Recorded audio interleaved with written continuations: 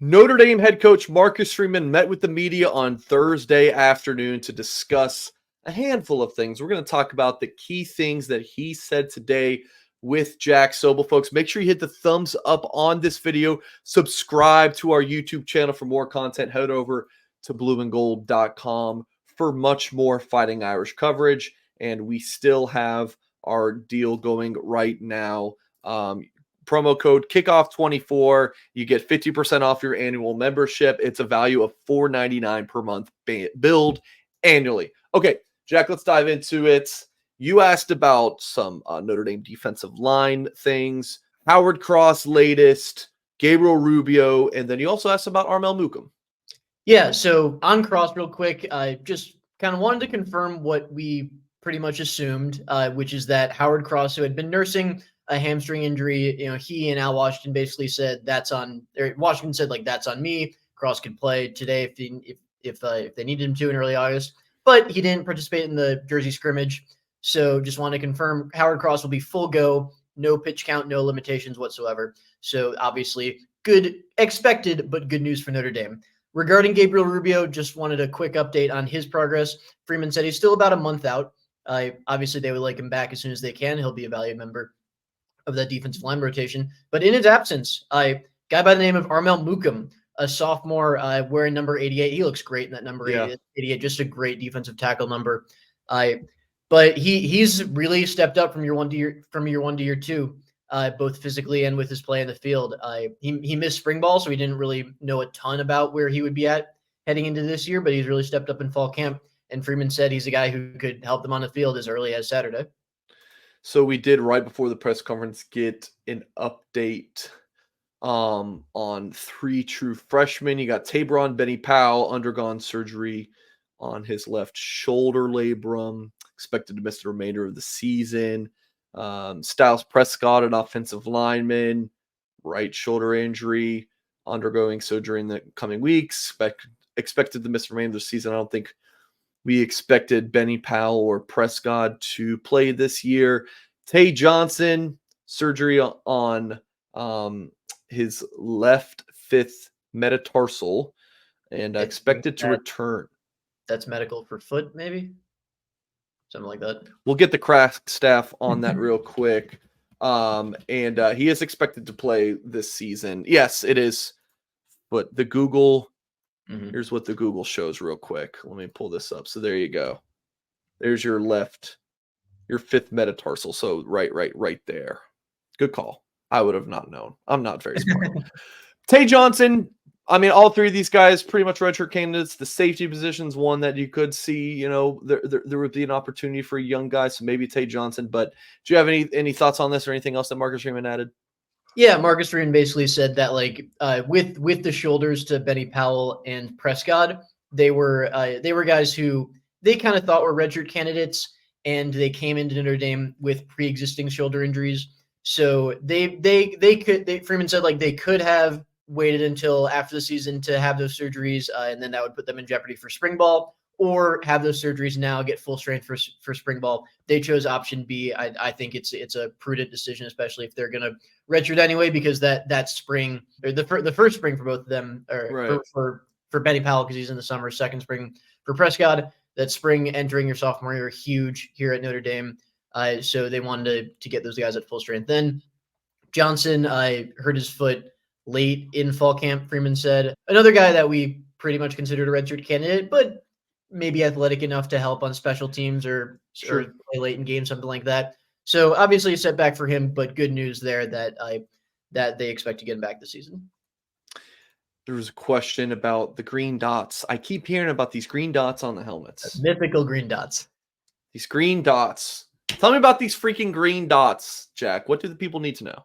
So college football has caught up to what the NFL has done for about 25 years, something like that. As long as I can remember watching football, which I know isn't that relatively long, but I can always remember helmet communication being a thing at the NFL level. But college football caught up this year, and on both sides of the ball, they're going to have direct communication into helmet speakers from coordinator to one player on the field, and that one player on the field is designated by the green dot on the back of their helmet.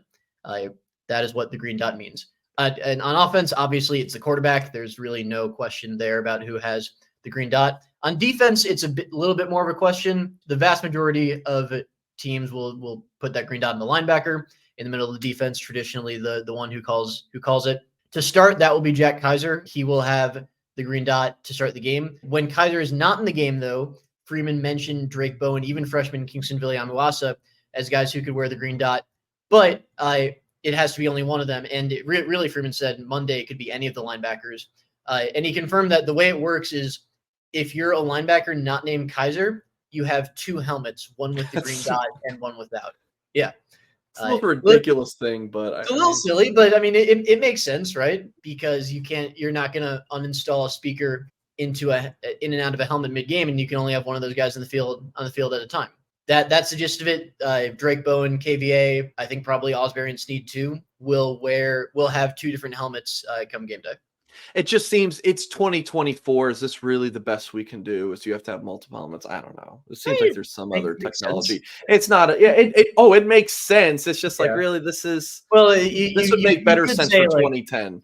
There is probably the option of like having some kind of chart or like computer screen, iPad, whatever, where you like press a button and that guy is the only one who can hear the coordinator. But who knows what Michigan would do with that, right? So, who knows what Michigan would do with that? Yeah.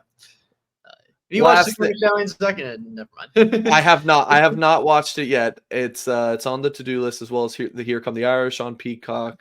I got a lot of I don't know, man. I don't know how my boss would feel if I tell him for work I'm just watching Netflix and Peacock. Anyways, I mean, I kind of justified the amount of college football 25 that I play as, it's work.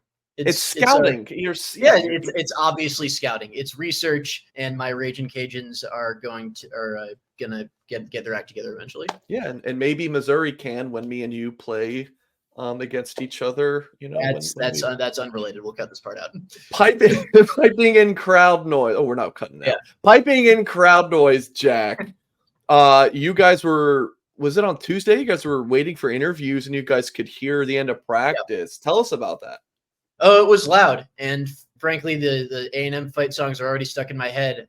From that, I mean, it was loud for us standing outside. I can only imagine how loud it was for the players who were inside the IAC, and they were inside because it was kind of the tail end of like the downpour that we got randomly in the middle of Tuesday afternoon. So yeah, we could hear the noise, we could hear the chants.